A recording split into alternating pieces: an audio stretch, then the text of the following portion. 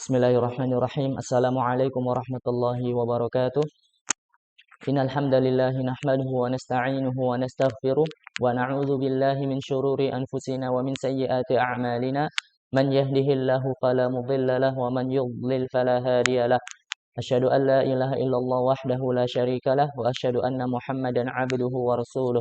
Qala Allah ta'ala Ya ayyuhalladzina amanu taqullaha haqqa tuqatih wa la tamutunna illa wa antum muslimun.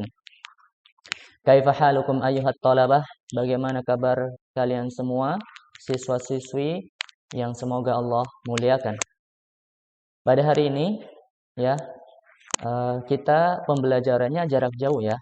Jadi kalian belajar di rumah.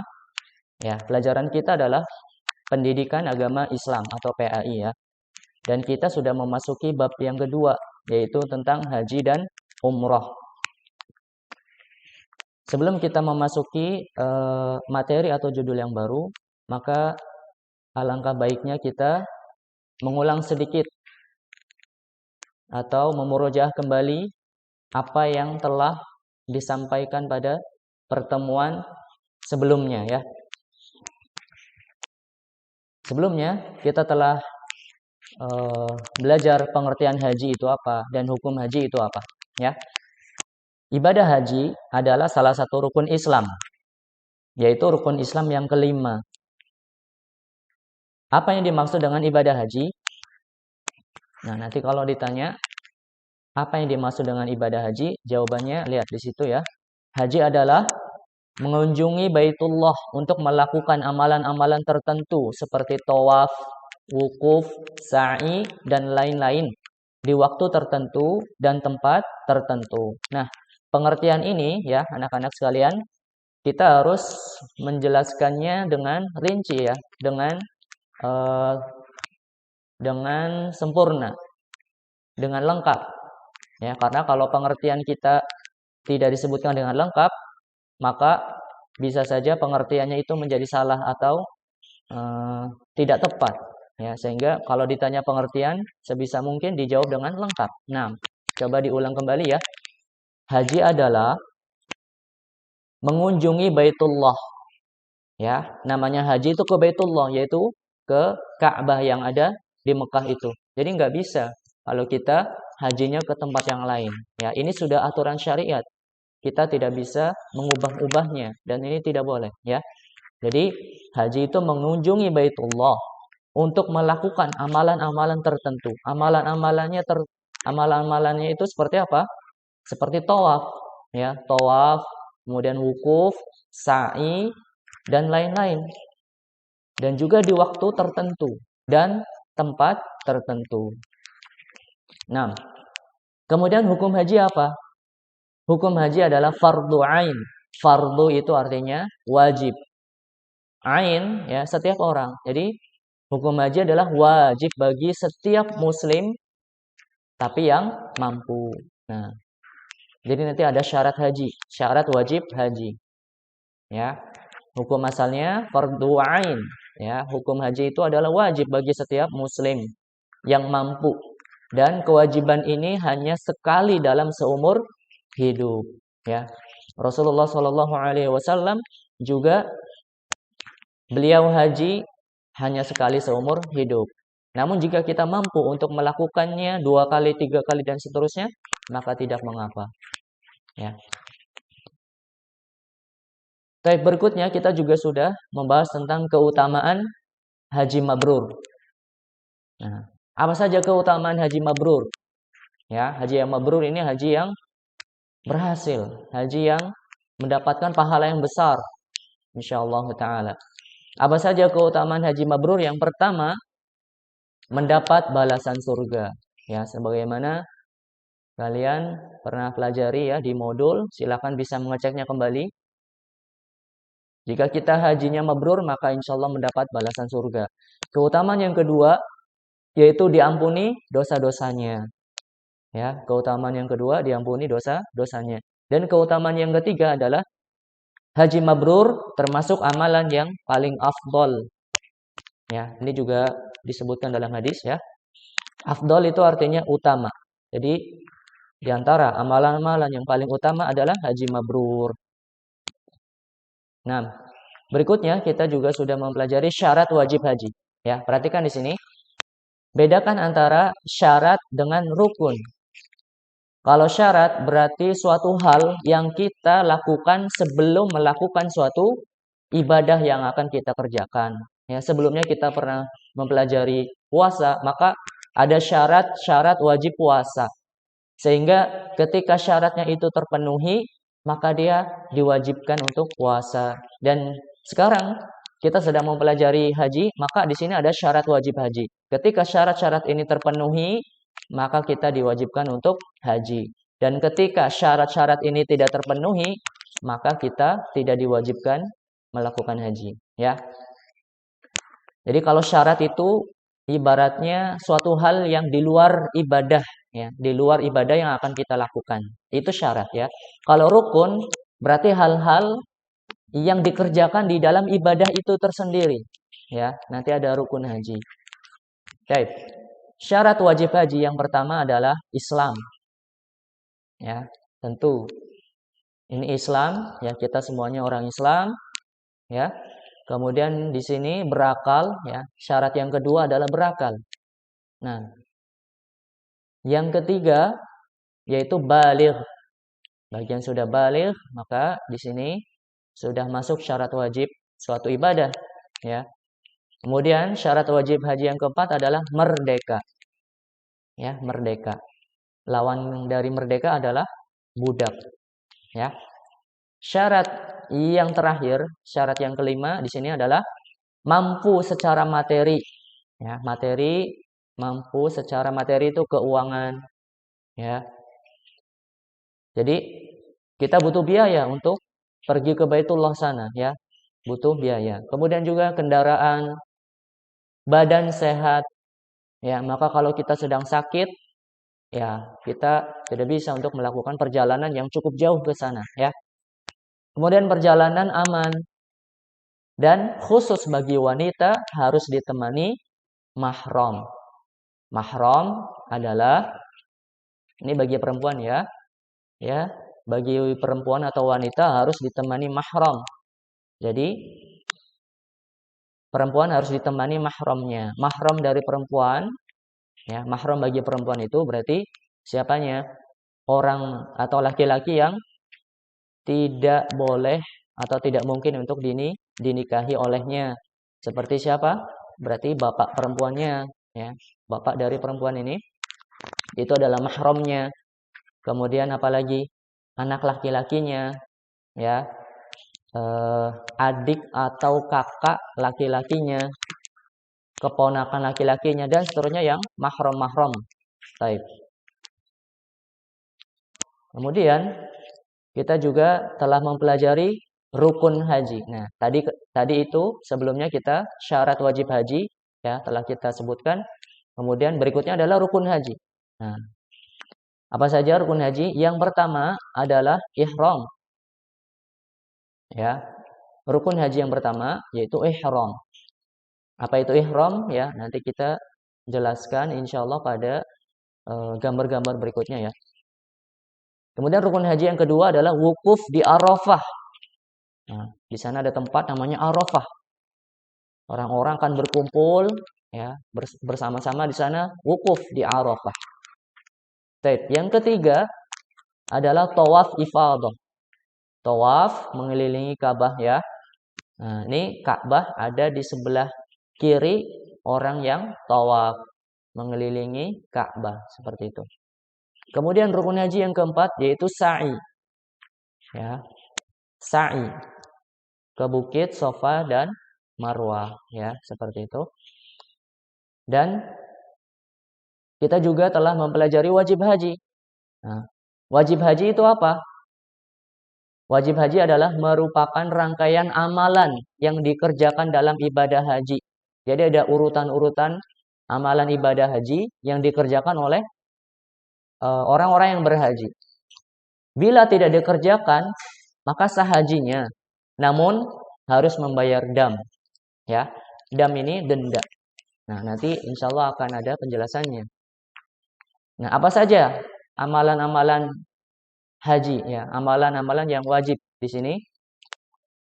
Amalan-amalan wajib yang amalan-amalan haji yang wajib adalah yang pertama ihram dari miqat yang telah ditentukan oleh syariat.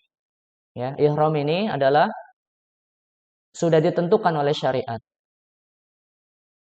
Tempat-tempatnya ya seperti itu. Nanti akan ada miqat ihram ya di layar-layar berikutnya. Kemudian yang kedua yaitu wukuf di Arafah sampai tenggelam matahari. Wukuf di Arafah sampai tenggelam matahari. Kemudian yang ketiga mabit. Mabit itu bermalam di Muzdalifah. Yang keempat mabit atau bermalam di Mina. Kapan? Pada malam-malam hari tasyrik. Hari-hari tasyrik itu berarti tanggal 11, 12, dan 13 bulan Dzulhijjah. Nah, yang kelima yaitu melempar jumroh secara tertib. Melempar kerikil ya di jumroh-jumroh yang ada di sana ya secara tertib berurutan. Kemudian yang keenam adalah mencukur habis atau memendekkan rambut. Nah, di sini yang lebih utama yaitu mencukur habis bagi laki-laki ya. Ini namanya tahliq ya, muhalliq. Jadi dia rambutnya digundul, dibotak. Nah, ini yang lebih utama. Atau boleh juga memendekkan rambut. Ya, ini istilahnya adalah taksir, muqassir ya. Jadi ini dipotong rambutnya pendek saja namun tidak gundul ya. Kemudian yang ketujuh adalah tawaf wada. Nah, ini tawaf wada. Tawaf wada. Wada itu artinya perpisahan ya. Jadi ini sebelum pulang. Nah, kemudian kita akan pelajari miqat ihram. Nah, ini penting ya. Semua perhatikan miqat ihram ya. Ihram adalah niat masuk ke dalam ibadah haji dan umroh. Jadi ihram ini adalah niat masuk ke dalam ibadah haji dan umroh. Jadi sebelum masuk ke tempat miqatnya itu kita berihram ya, maksudnya berniat dulu. Saya akan melakukan ibadah haji. Maka ketika sudah berniat seperti ini, ya berihram seperti ini, ya, maka ada beberapa aturan-aturan yang tidak boleh dilanggar, ya, atau namanya larangan ihram. Nah, kemudian miqat ihram adalah tempat untuk memulai ihramnya, ya. Jadi ada beberapa tempat yang di situ sudah ditentukan oleh syariat, ya, maka kita harus patuhi itu dan melaksanakannya. Ya, Ustadz ulangi, miqat ihram adalah tempat untuk memulai ihram bagi orang yang ingin melaksanakan ibadah haji dan umroh. Nah, lihat di sini di gambar ini, nah, ada orang, misalnya dari miqat Dzulhulaifah itu orang mana saja, dari Juhfah orang mana saja, Yalamlam, Qarnul Manazil dan Zatul Irq. Ya, di sini ya dijelaskan ya.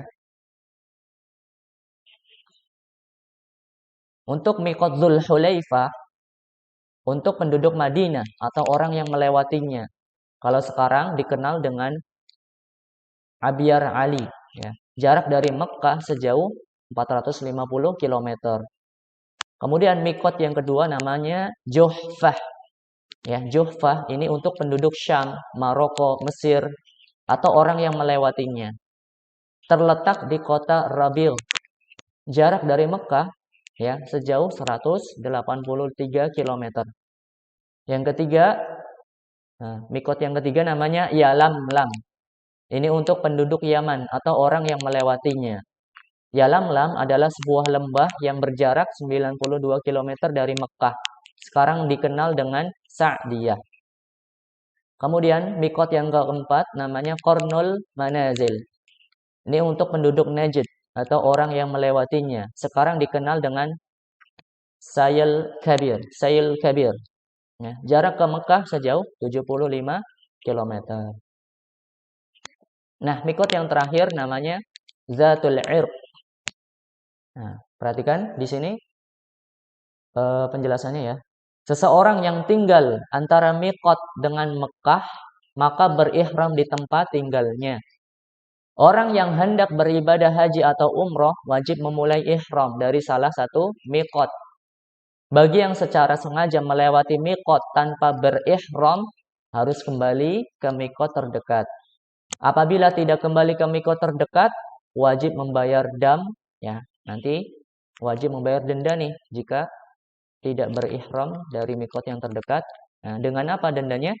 Yaitu menyembelih seekor kambing di Mekah dan seluruh daging hewan diberikan kepada penduduk fakir miskin Mekah.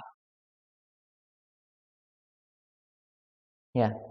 Kemudian kita akan pelajari larangan ihram. Setelah kita berihram tadi, apa saja nih larangan-larangan ihram tersebut? Nah, ketika kita sudah berniat untuk umrah dan haji atau ketika ihram, maka kita diharamkan untuk melakukan hal-hal berikut. Yang pertama adalah mengambil rambut dari tubuh seperti mencukur rambut kepala, kumis, kemaluan, dan mencabut bulu ketiak dan lain-lain.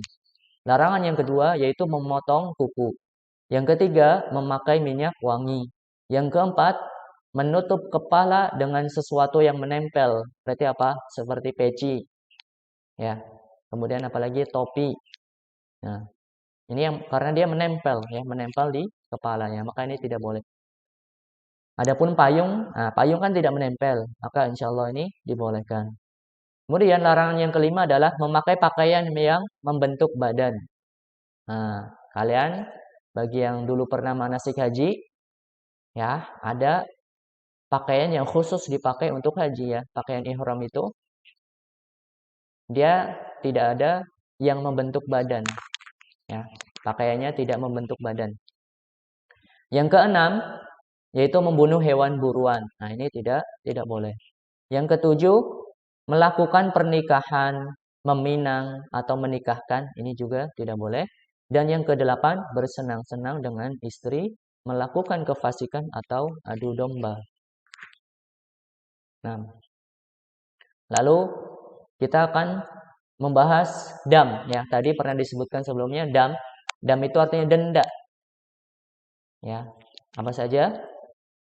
Nah, jika melanggar larangan ihram di atas yang tadi disebutkan, maka seseorang harus melakukan berbagai denda sesuai dengan pelanggaran yang dilakukan. Ya. Maka sebisa mungkin kita untuk tidak melanggar ya larangan-larangan ihram. Nah, di sini denda atau damnya sesuai dengan pelanggaran yang dilakukan ya. Yang pertama, menyembelih satu ekor kambing atau sapi atau unta. Yang kedua, menyembelih hewan buruan yang setara jika berburu di waktu haji. Nah, ini berarti jika dia berburu hewan yang tadi disebutkan pada larangan ihram, maka dia menyembelih hewan buruan ya, yang setara jika berburu di waktu haji. Kemudian yang ketiga, memberi makan orang miskin. Dan yang keempat, berpuasa 3, 7, atau 10 hari. Nah, untuk hari ini cukup insyaallah pembahasannya tentang miqat ihram sampai denda ini ya. Nah, kalian bisa mengulang-ulang kembali.